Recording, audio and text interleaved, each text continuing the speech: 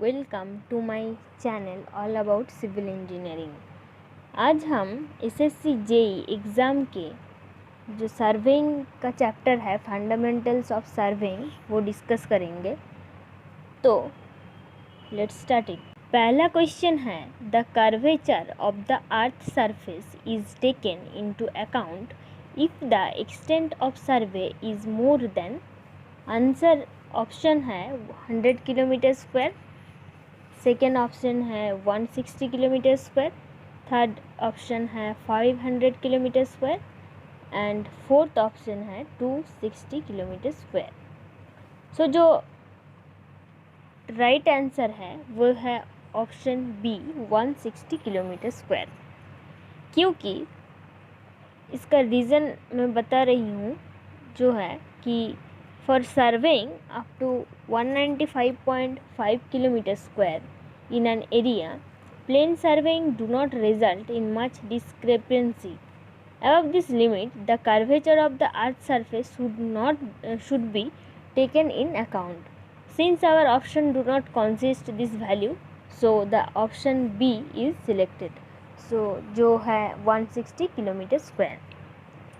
Next question है the survey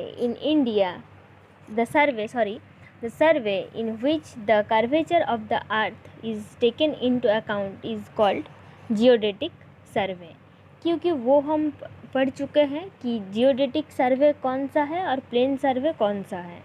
so plane सर्वे का definition है कि प्लेन सर्वे में जो कर्वेचर ऑफ द अर्थ है उसे हम कंसीडर नहीं करते हैं, पर इन जियोडेटिक सर्वे में जो कर्वेचर ऑफ द अर्थ है वो हम कंसीडर करते हैं। So the right answer is geodetic survey.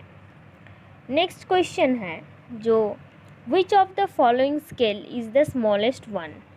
Option A है 4:2:0:0:0:0। ऑप्शन बी है 1 सेंटीमीटर इक्वल टू 5000 मीटर।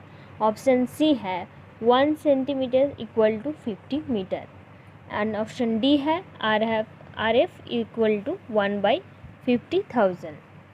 सो जो RF है, RF का फुल फॉर्म है रिप्रेजेंटेटिव फ्रैक्शन। सो इसका राइट आंसर कौन सा है? इसका राइट आंसर है option B 1 centimetre equal to 5000 metre square, क्योंकि higher the RF means higher the representative fraction value, larger the scale.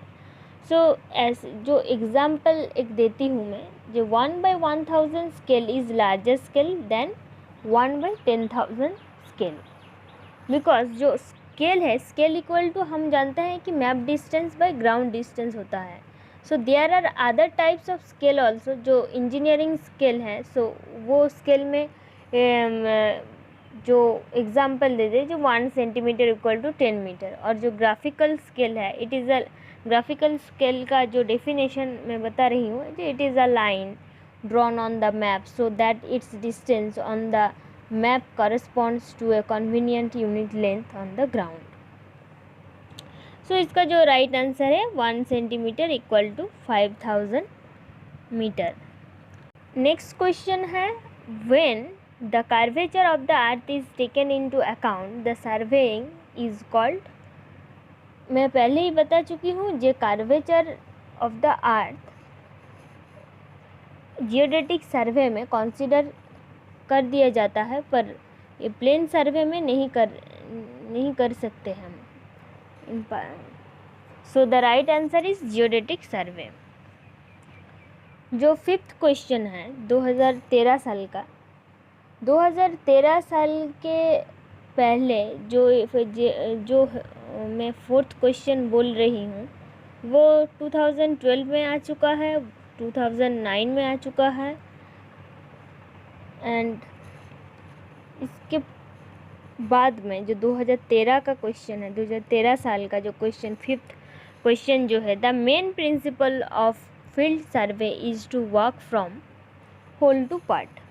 वो हम जानते हैं कि 2 बेसिक प्रिंसिपल होता है सर्वेइंग का। जो पहला है वो है work from whole to part and जो सेकेंड है वो है locate a point at least to measurement.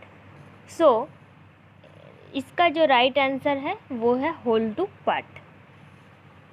इसके बाद 2014 में जो क्वेश्चन आया है वो है when 1 centimetre on A map represent 10 meter on the ground, the representative fraction of the scale is option A 1 by 10,000, option B 1 by 10, option C 1 by 100, option D 1 by 1000।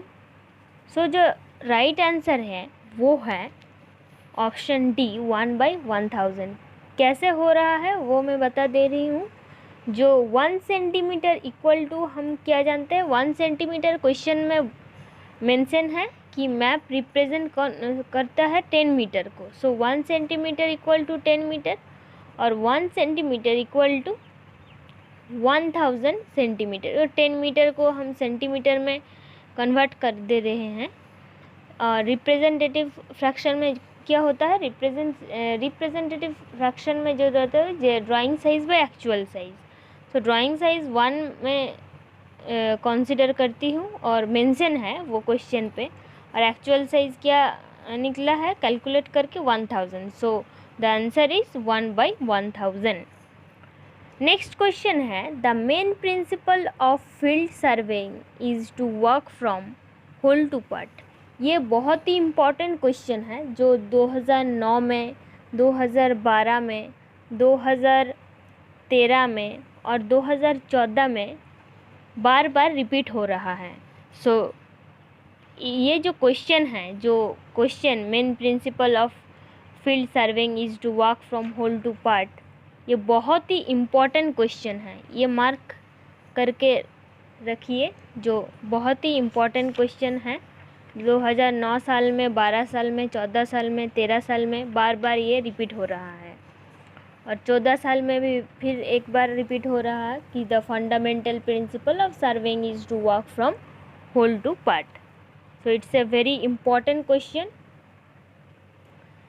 Next जो question है, which of the following statements in respect of a map A having scale 1:1000 and another map B having a scale 1:5000 is true?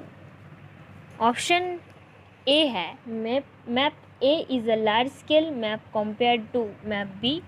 Option B है map B is a large scale map compared to map A. Option C है map B is a more detailed map compared to map A. Option D है none of the above. तो जो question का answer, right answer है वो है option A, map A is a large scale map compared to map B. Because जो solution इसमें दिया हुआ है वो मैं बोल रही हूँ कि हायर द रिप्रेजेंटेटिव फ्रैक्शन, जो रिप्रेजेंटेटिव फ्रैक्शन जितना भी ज़्यादा होगा और हायर होगा उतना ही स्केल बड़ा होगा, राइट। सो ए स्केल में क्या ए में क्या है कि 1:1000 है और बी में क्या है 1:5000 है। तो आंसर है scale 1 by 1000 is larger than scale 1 by 5000, क्योंकि 1 by 1000 का जो रिप्रेजेंटेटिव फ्रैक्शन है वो बहुत ज़्यादा है। तो वो ज़्यादा होने का कारण है, होने पर स्केल भी बड़ा हो रहा है। सो 1 by 1000 मीन्स जो मैप ए है वो लार्ज स्केल में है as compare to map B, right. Next question में क्या है, नेक्स्ट क्वेश्चन है कि difference in length of an arc and its subtended chord on earth surface for a distance of 18.2 kilometer is 10 mm. Option A है 10 mm, option B है 15 mm, option C है 22 mm and option D है 100 mm।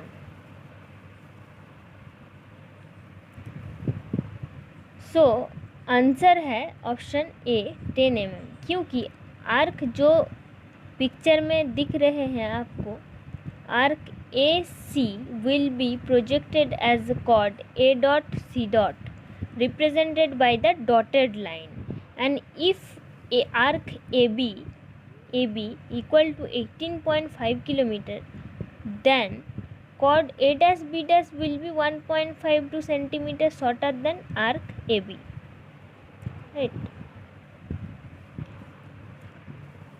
Next question है कि geodetic survey is different from plane surveying because of, option A है very large is covered, option B है the curvature of the earth is considered, option C है undulations of the topography, और option D है the large difference of elevations. So the right answer is the curvature of the earth is considered, जो हम बार बार बोल चुके हैं कि ये क्वेश्चन घुमा फिरा कर 2009, 12, 13, 14 साल में आ चुका है, और फिर एक बार 2016 में भी है, जो इनडायरेक्टली है क्वेश्चन। इसके पहले ये क्वेश्चन डायरेक्टली था, बट ये क्वेश्चन इनडायरेक्टली है।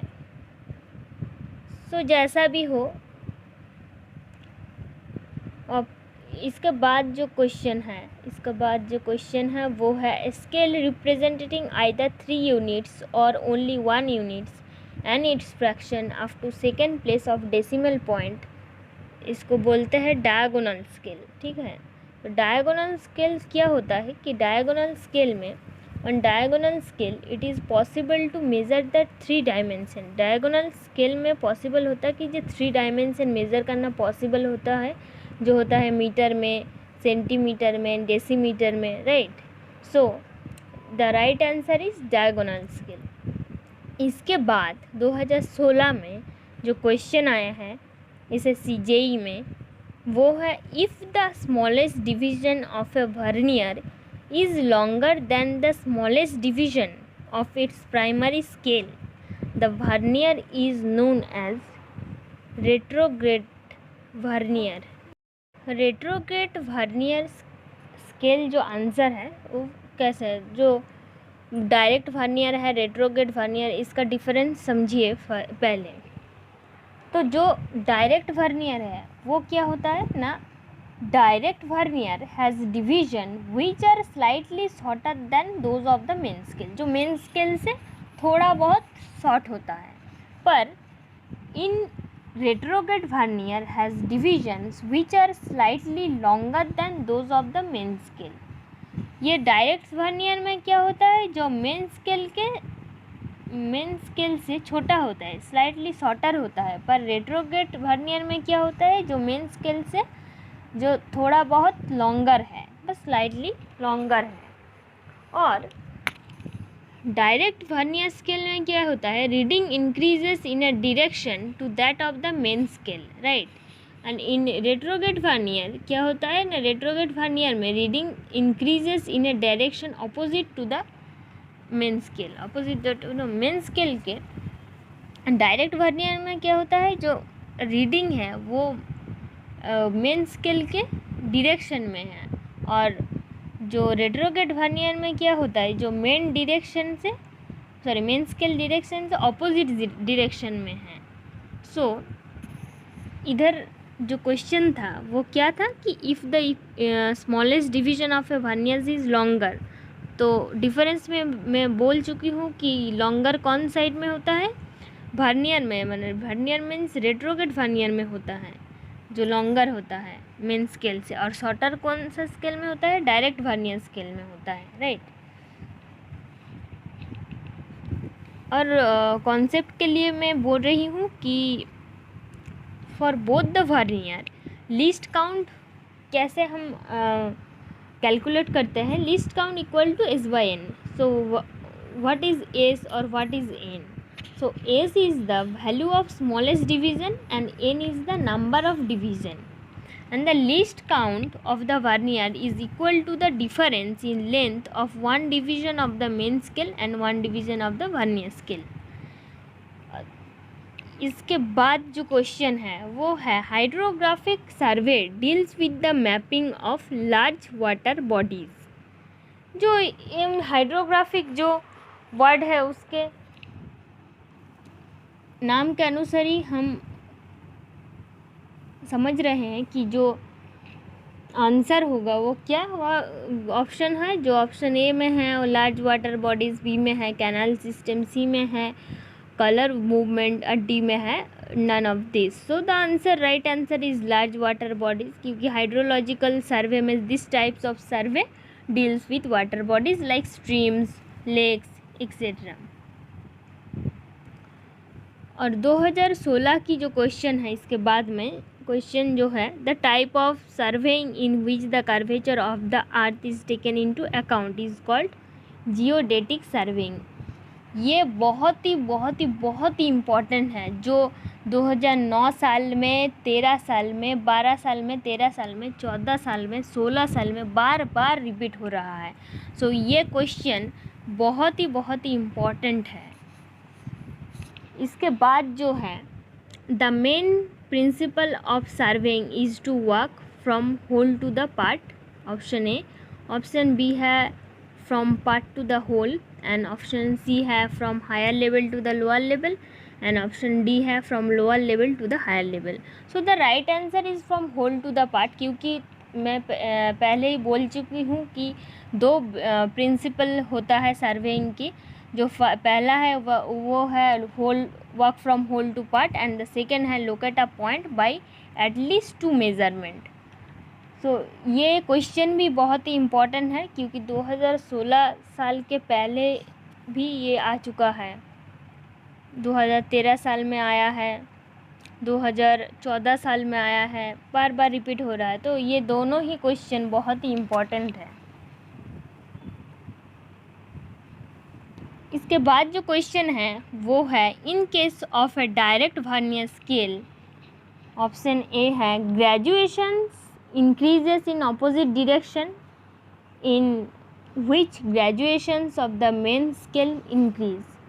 ऑप्शन बी है smallest division is longer than smallest division of the main scale 1, graduation increases in the same direction, in which graduation of the main scale increases, and option D है none of this. तो जो right answer है वो है option C, graduation increases in the same direction in which graduation of the main scale increase. तो इसके पहले जो मैं डिफरेंस बोल रही थी कि डायरेक्ट वर्नियर और रेट्रोग्रेड वर्नियर में, वो